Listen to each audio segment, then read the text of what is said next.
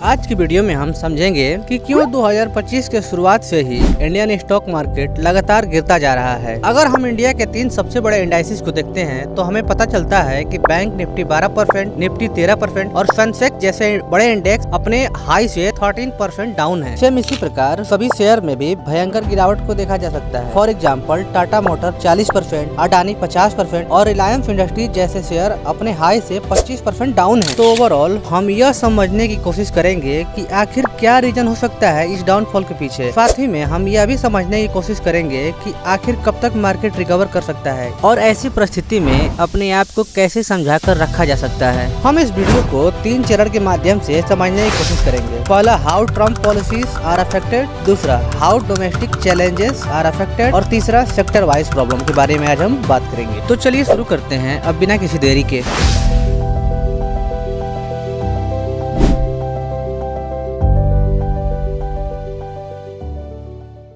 तो सबसे पहले हम बात करते हैं ट्रम्प की पॉलिसीज के बारे में। अमेरिका के राष्ट्रपति डोनाल्ड ट्रम्प द्वारा कनाडा और मेक्सिको पर 25% का टैरिफ टैक्स लगा दिया गया। चाइना पर 10% का टैरिफ लगाया गया। फिर बाद में कुछ समय के बाद कनाडा और मेक्सिको से टैरिफ को वापस हटा लिया। इसी तरह के खबर के कारण शेयर मार्केट में इनस्टेबिलिटी का माहौल उत्पन्न हो गया है, जिसके कारण यह पता ही नहीं चल पा रहा है कि ट्रम्प किस देश पर कितना टैरिफ लगाएंगे या फिर किस देश पर कितना टैरिफ हटा देंगे, जिसके कारण इन्वेस्टर में अस्थिरता का माहौल उत्पन्न हो गया है, जिससे इन्वेस्टर अपना पैसा मार्केट से बाहर निकाल रहे हैं। अगर हम लास्ट 30 दिन की बात करते हैं तो हमें पता चलता है कि इक्विटी मार्केट से एफआईआईज ने लगभग 2,46,000 करोड़ रुपए बाहर निकाले हैं। म्यूचुअल फंड से 54,000 करोड़ रुपए को बाहर निकाला है। और डोमेस्टिक चैलेंजेस के अंदर ही हम बात करते हैं वीक कॉर्पोरेट अर्निंग्स के बारे में।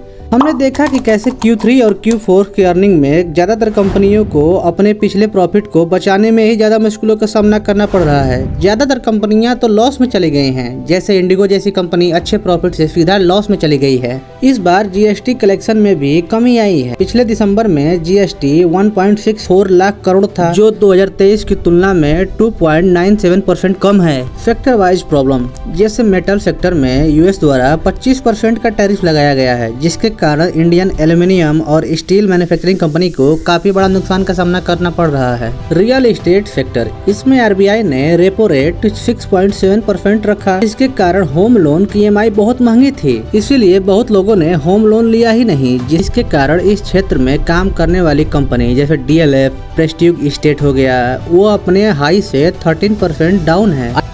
ट्रम्प के नए नियम और स्टील एल्यूमिनियम के दाम में हुए परिवर्तन के कारण ऑटोमोबाइल सेक्टर में गहरा प्रभाव पड़ा है। और ट्रम्प सरकार आने के बाद ट्रम्प ने ग्रीन एनर्जी प्रोजेक्ट को भी होल्ड कर दिया है, जिसके कारण इलेक्ट्रिक व्हीकल बनाने वाली कंपनी जैसे टाटा मोटर हो गई, वह आज अपने हाई से 40% तक डाउन है। ओवरऑल अगर हम बात करें तो सभी सेक्टर का बराबर योगदान है हमारे इंडियन मार्केट को नीचे ले जाने में। अब आते हैं वीडियो के आखिरी पार्ट पर, जो हमें इस स्थिति में क्या करना चाहिए। इस समय बहुत से लोग लॉस में होंगे, बहुत से लोगों का प्रॉफिट आधा हो गया होगा। इस स्थिति में सभी को समझदारी से काम लेना होगा। अगर आपने अच्छी फंडामेंटल वाली कंपनी में निवेश किया होगा तो वह नीचे जरूर आया होगा, लेकिन वह समय के साथ जब समय सामान्य हो जाएगा तो वह अपने पीक पर होगा। हाँ, मैं मानता हूँ कि जब शेयर नीचे आता है तो बहुत दुख होता है, मुझे भी होता है, परंतु एक बात हमेशा याद रखना, मार्केट कभी भी खत्म नहीं होता है। इससे पहले भी कोविड में गिरावट हुई थी, उससे पहले 2008 में गिरावट हुई थी, इसके बावजूद मार्केट यहाँ तक आया है। So play smartly. तो मिलते हैं किसी और वीडियो में किसी नए टॉपिक के साथ। तब तक के लिए बाय।